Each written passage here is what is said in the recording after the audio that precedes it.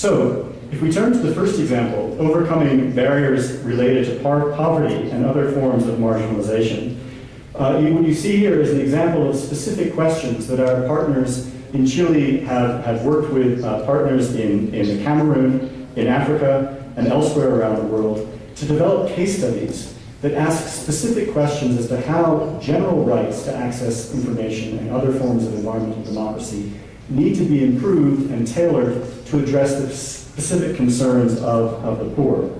Through these case studies, we've identified specific barriers that many of you who have worked in this field may have predicted, but governments often overlook, such as the barrier of local languages. Often information on the environment is provided only in the official language of that country and is not made available in the language of local communities, often those that are dependent upon natural resources. The challenge of distance. Often communities are geographically marginalized as well as socioeconomically marginalized, and the decisions on the approval of projects or the issuing of a new license take place in the capital. They don't have the resources to participate and to attend and to travel those distances. There are clearly challenges of capacity as well. Where do they turn to, these marginalized communities, for legal advice and assistance in making their way through these laws and exercising these rights? And finally, there are huge disproportionate of power that depend upon capacity, but also depend upon, in some circumstances, generations or centuries of racial and ethnic discrimination that act to disempower marginalized communities. Through this kind of assessment, we've come up with specific medidas, responses that governments can put in place to address these particular challenges of the poor. And our partners in Chile have actually successfully been able to include some of these in national legislation that has been adopted and that we hope will become a model not just for the region, but for other countries that are experiencing similar challenges. The second is the challenge of urbanization, something that we are increasingly experiencing across all of the world. The number of people living on less than $2 a day has recently tipped from being primarily a rural population to primarily an urban population as people move to the cities for economic opportunity and as agriculture becomes more mechanized and industrialized and jobs are lost in the rural countryside. As a result, there's become a very intimate and often unhelpful relationship between where poor people live and where polluting industries are located in many major cities.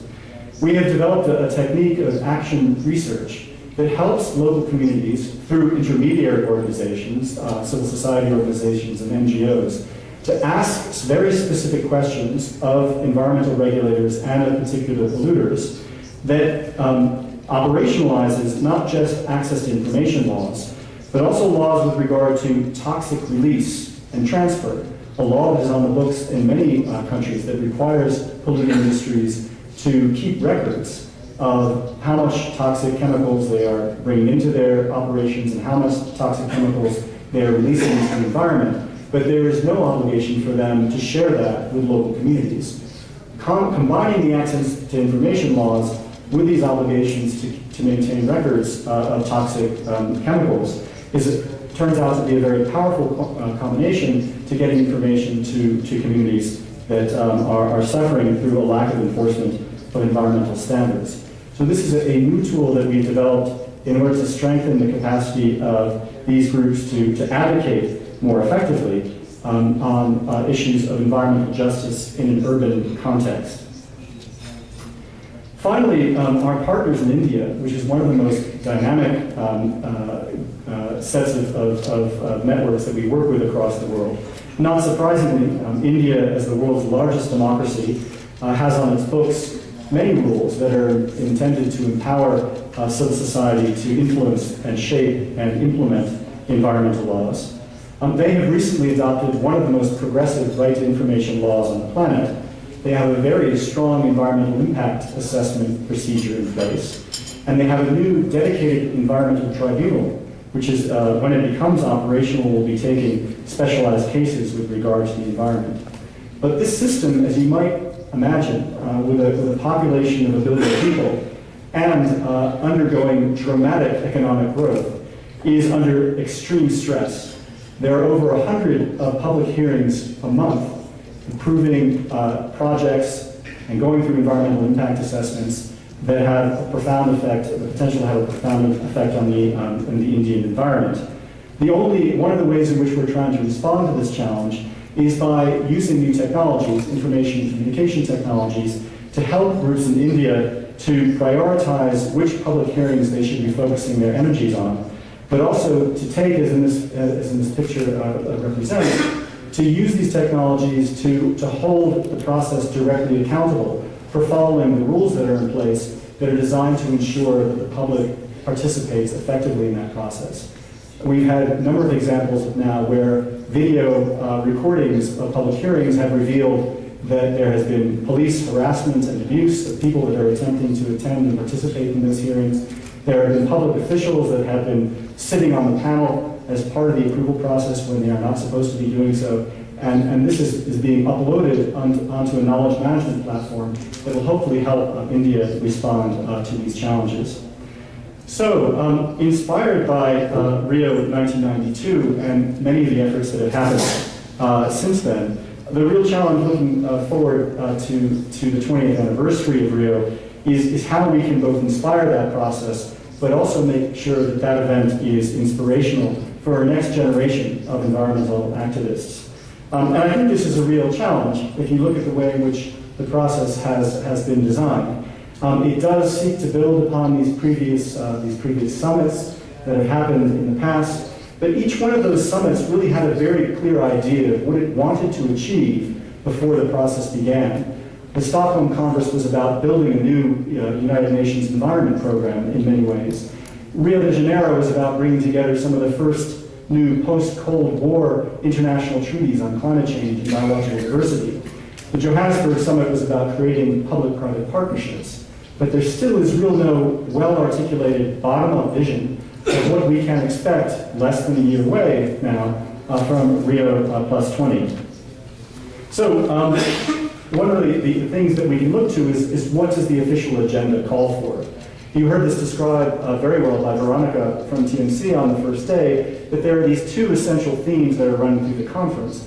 On the left, the challenge of creating an institutional framework for sustainable development.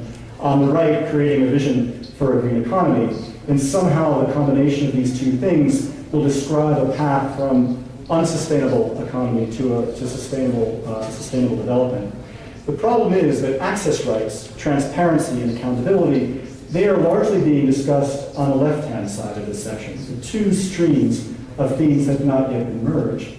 And unfortunately, the bulk of the discussion amongst governments at this stage have been about how we can improve what is represented by this picture, a currently very scattered and incoherent international governance structure where we have hundreds of international environmental treaties, multiple agencies that run from the Convention on Sustainable Development to UNEP, to UNDP, to the World Bank, to the WTO, without any real coherent framework to bring them together. That's a very important challenge, but nowhere near as important a challenge to responding to the kinds of issues that I've just described as focusing on national and local environmental governance, which was really the insight of Rio, that only by implementing those principles at the national and local level will we truly get sustainable development.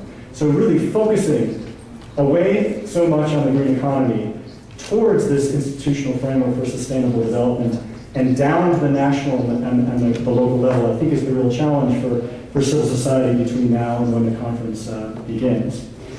So, what will Rio be? Will it just be a party? It is, in fact, something that is an anniversary. We're having it because it's 20 years on. Yes, it will be definitely a party of some sort, but we have to make sure collectively that it isn't just a party. Will it be a trade fair where companies interested in buying and selling the latest green technologies, of gaining a competitive advantage over others in power from landfill gas, as this gentleman is seeking customers for during this picture? Well, it probably will be that as well, but I think we'd all agree if it's only that, it will also be a disappointment. Will it be under a worst case scenario, a train wreck? The fact that we are less than a year out from Rio, and there still really isn't a clear bottom-up agenda for what it is that we want to achieve there could mean, particularly looking at the politics in this region and the very different conceptions of what a green economy could be. Is this something that is largely a market-driven effort fueled by technological optimism? Or is this an effort by societies to try to reduce society's impact on the environment and respect the rights of Mother Earth? These are two very different visions articulated by governments in this region alone around the green economy. And if we don't get better convergence on what we want to achieve well before Rio, then this might be a result that we will need to work hard to avoid. So we have some ideas as to how to avoid this result, building on the experiences that we've had with the Access Initiative to try to encourage a much more bottom-up response to the design of an agenda for Rio. We have encouraged our partners across the world to begin with a campaign with 5 questions. Ask your government 5 basic questions about who is taking responsibility for generating the collective knowledge, the collective wisdom, and the collective priorities necessary to contribute to Rio. And our partners are beginning to ask that, to identify the focal points, and beginning to create pressure on governments to really come up with a vision for what it is that they want to achieve there. We're following this up with a campaign for 3 demands.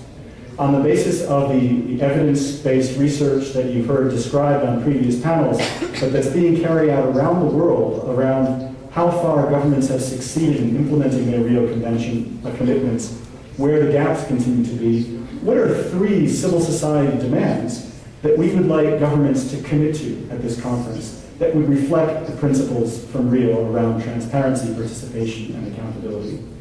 And through this campaign, what we're trying to do is to accomplish 3 things. Really to inspire a bit more the content of what this process might lead to take some ownership of this process, owned by civil society itself, and finally, obviously, and most importantly, to influence those results. And the initial responses that we've gotten from this network of over 250 civil society organizations has been very positive. We're expecting some inputs shortly from CEDA. And as a parting closing remark, just to repeat the call that Veronica made on the first day, to really begin convening civil society quickly in Ecuador to see how best they can contribute to making Rio a party, but a party with a purpose and with something very specific and concrete to celebrate. Thank you.